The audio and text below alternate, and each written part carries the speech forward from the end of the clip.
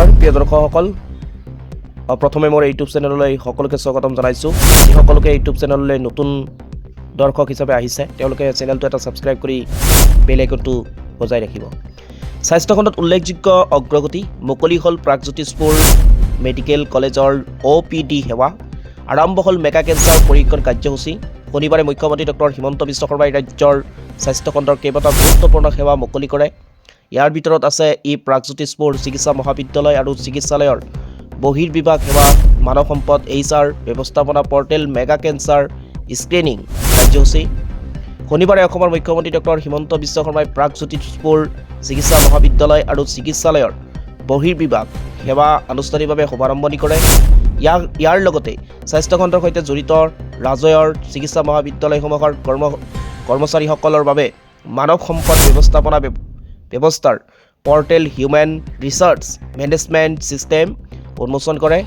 একে সময়তে 1 কোটি কৰ্কট ৰোগী পৰীক্ষণৰ বাবে ভাৰতীয় এয়াৰটেল গ্ৰুপৰ কোম্পানী ইণ্ডিয়ানছ টাৱাৰ আৰু অসম কৰ্কট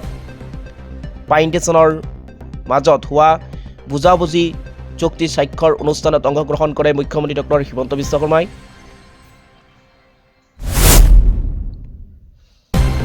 আন এটা গুৰুত্বপূৰ্ণ খবৰ আমি দি আছোঁ 2025-26 বৰ্ষৰ কেন্দ্ৰীয় বাজেটে সলনি কৰিব পাৰেনে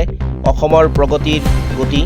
কি ক'লে মুখ্যমন্ত্ৰী ডক্টৰ হিমন্ত বিশ্ব শৰ্মাই 2025-26 বৰ্ষৰ এই বিকশিত ভাৰত বাজেটে অসমৰ কৃষক আৰু বাগিচা অৰ্থনীতি শক্তিশালী কৰাৰ লগতে মধ্যবিত্ত শ্ৰেণীৰ আকাংক্ষা পূৰণ কৰিব বুলি আশা প্ৰকাশ কৰিছে মুখ্যমন্ত্ৰী ডক্টৰ হিমন্ত বিশ্ব শৰ্মাই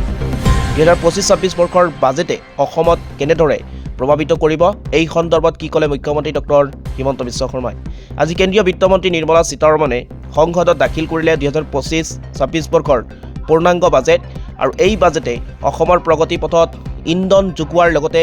উদ্যোগীসকলৰ উৎসাহিত কৰিব বুলি আশা প্ৰকাশ কৰিছে ৰাজ্যৰ মুখ্যমন্ত্ৰী ডক্টৰ হিমন্ত বিশ্ব শৰ্মাই মুখ্যমন্ত্ৰীগৰাকীয়ে কয় যে 25-26 বৰ্ষৰ এই বিকশিত ভাৰতত বাজেটে অসমৰ কৃষক আৰু বাগিচা অৰ্থনীতি শক্তিশালী কৰাৰ লগতে মধ্যবিত্ত শ্ৰেণীৰ আকাংক্ষা পূৰণ কৰিব বুলি আশা প্ৰকাশ কৰিছে মুখ্যমন্ত্ৰী ডক্টৰ হিমন্ত বিশ্ব শৰ্মাই এই মুহূৰ্তত জনাই গৈছোঁ আন এটা গুৰুত্বপূৰ্ণ খবৰ 5খন অনিয়ন্ত্ৰিত জমা আঁচনিৰ নামত ধন সংগ্ৰহ কৰিছিল দীপাংকৰে আৰু চাৰ্জশ্বিটত গুৰুতৰ অভিযোগ CBIৰ আৰু 400 কোটি টকা ট্ৰেডিং কেলেংকাৰীত সংঘটিত কৰাৰ কথিত মাষ্টাৰমাইণ্ড দীপাংকৰ বৰ্মনৰ বিৰুদ্ধে শনিবাৰে দ্বিতীয়খন পৰিপূৰক চাৰ্জশ্বিট দাখিল কৰে CBIয়ে আৰু এই চাৰ্জশ্বিটত গুৰুতৰ অভিযোগ উত্থাপন কৰিছে CBIয়ে আৰু দেৱী ষ্টক কনচালটেন্সিৰ কোম্পানীৰ জৰিয়তে 400 কোটি টকা ট্ৰেডিং কেলেংকাৰীত সংঘটিত কৰাৰ কথিত মাষ্টাৰমাইণ্ড দীপাংকৰ বৰ্মনৰ বিৰুদ্ধে শনিবাৰে দ্বিতীয়খন পৰিপূৰক চাৰ্জশ্বিট